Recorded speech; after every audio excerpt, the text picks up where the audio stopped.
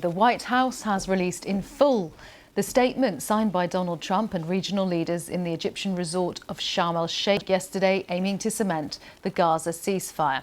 It calls for a lasting peace in which both Palestinians and Israelis can prosper with their fundamental human rights protected and their security guaranteed.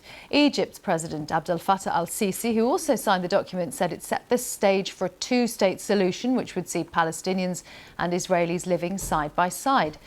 President Trump is now back in Washington. He landed in the last hour or so. Our State Department correspondent Tom Bateman was on Air Force One and got to question Mr. Trump when he came to speak to the media on board. President, I wanted to ask you about your conversations with world leaders today. You said that everybody is unified over your plan, but we heard from President Sisi calling for a two-state solution, an independent Palestinian state. I'm talking about something very much different. We're talking about rebuilding Gaza. I'm not talking about single state or double state or two state. We're talking about the rebuilding of Gaza. What's the road ahead for governing Gaza? Because a lot of people like the one-state solution. Some people like the two-state solutions. We'll have to see. I haven't commented on that. How do you see bridging that gap, though? Because you have the Arab countries being very clear about this. What I think is right, but I'd be in coordination with other states and other countries.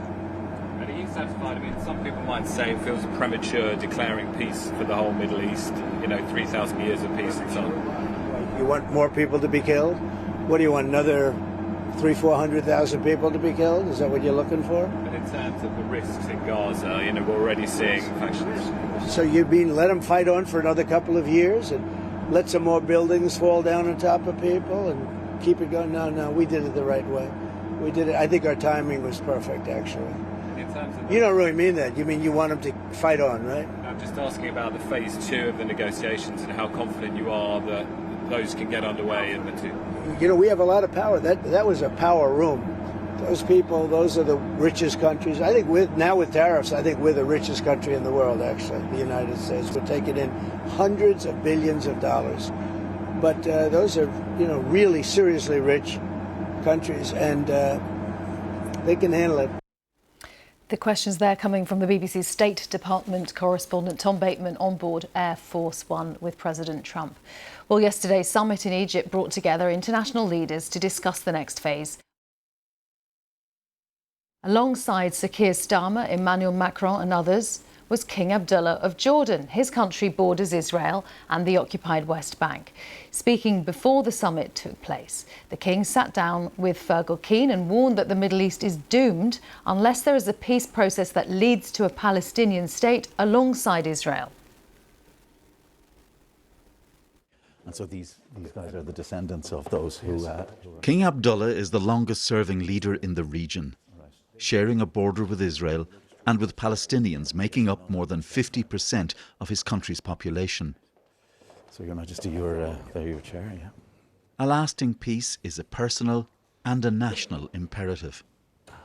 If we don't solve this problem, we're going to be at it again. So, in my view, two-state solution is the only way forward. If we don't find a future for Israelis and Palestinians and a relationship between the Arab and Muslim world and Israel, we're doomed. So much is unresolved. The physical recovery, let alone the mental trauma left by war. Who will really run the Gaza Strip in a political landscape devoid of trust? Do you trust Hamas when they say they accept not being part of the political future? Well, I don't know them, but those that are working extremely close to them, Qatar and Egypt, feel very, very optimistic that they will abide by that. Is it possible with Prime Minister Netanyahu and the right-wing coalition in power to have a lasting peace? From my experiences, no. Most nations, when they look at strategic challenges, look at what is the end game. I believe that this Prime Minister and his group, their strategic end game is perpetual conflict. By perpetual conflict, they stay in power. But there are those in Israel that believe in inclusion, that want to change the way that this government has gone. And these are the peace builders that I think we can work with once there's an opportunity to do so. By His Excellency Benjamin Netanyahu. Israel's Prime Minister has pledged there'll be no Palestinian state.